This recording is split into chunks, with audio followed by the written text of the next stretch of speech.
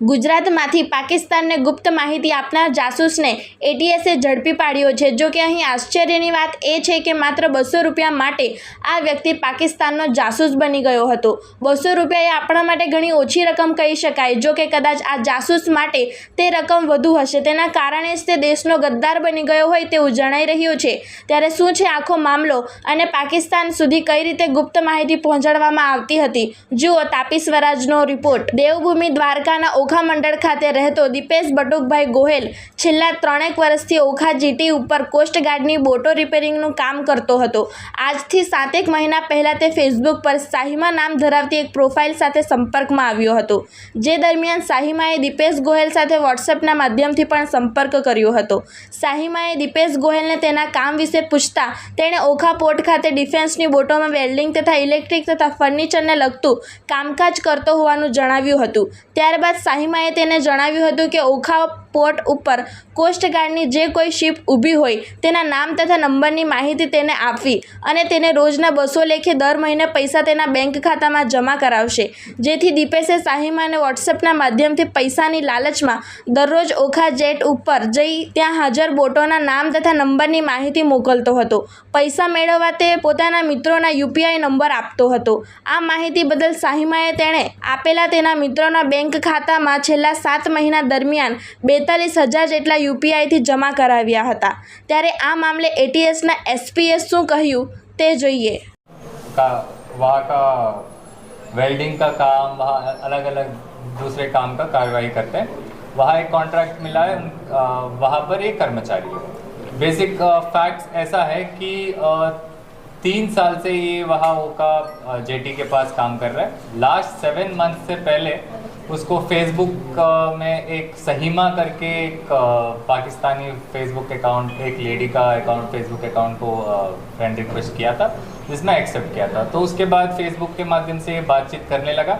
उसके बाद इसको पता चला, उन्होंने फिर व्हाट्सएप में नंबर्स एक्सचेंज किया गया, जिसके बाद थोड़ा बातचीत करने के बाद इनको पता चला कि वो सहीमा जो लेडी है वो पाकिस्तानी नेवी में काम करती है। और उन्होंने सामने से बोला कि ओका जेटी में जहाँ पर ये वेल्डिंग का काम करता है, वहाँ जो कोस्ट गार्ड की शिप्स स्टेशन होती है, यहाँ पर मूवमेंट होती है, उसका नाम बताया दिया जाए उनके टीम को, और उनको यूटिलिटी होगा उनके जो भी वॉर लाइक सिचुएशन में यूज़ होगा।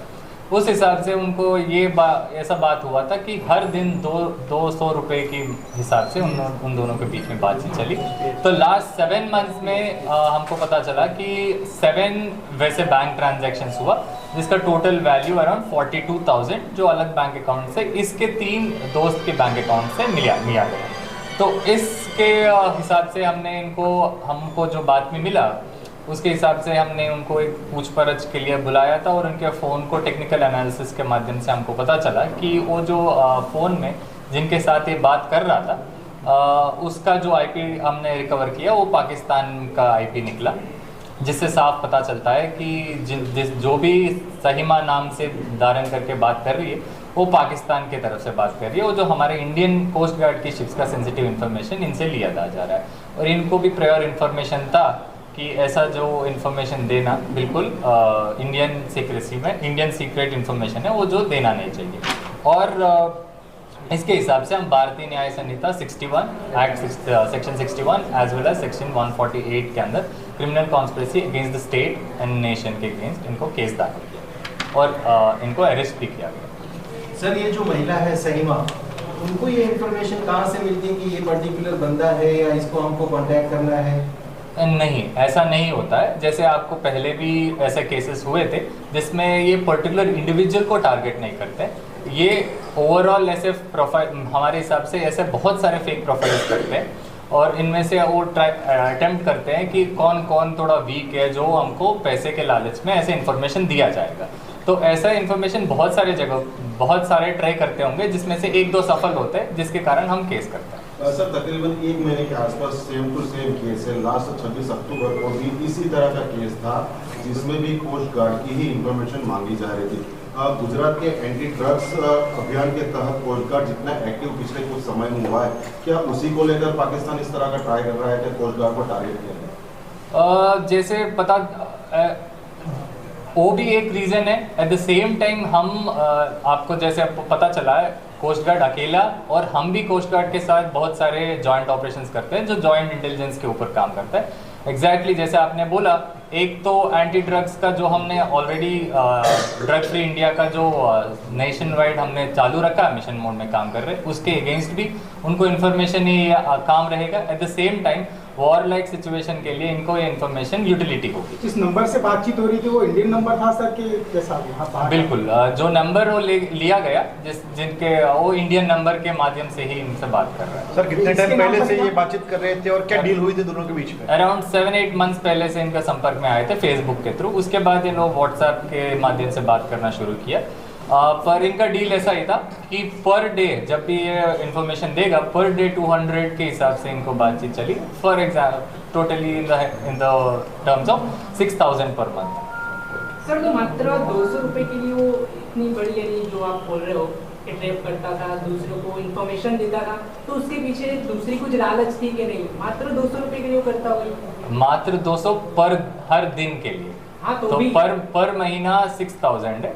तो उसके अलावा भी एक बार आपको इन्फॉर्मेशन मिलता है तो उसके ऊपर जैसे आपके लिए मात्र होगा, पर हमारे लिए सबके लिए मात्र होगा, पर उनके लिए उनकी स्थिति के लिए शायद हो सकता है कि उसमें वो लालच में पड़ इसका और जाए। कोई बैकग्राउंड मिला है सर? क्रिमिनल बैकग्राउंड कुछ मिला है? अभी के लिए नहीं है, पर उनको प्रायर बिल्कुल इन्फॉर्मेशन था, ऐसा इन्फॉर्मेशन बिल्कुल नहीं देना चाहिए। और जिससे ये बात किया था साहिमा, उन्होंने सामने से इनको बोला गया कि ये पाकिस्तान नेवी से है और ऐसा इन्फॉर्मेशन हमारे लिए, हमारे कंट्री आपके कंट्री के अगेंस्ट हमारे लिए फ़ायदा लायक है।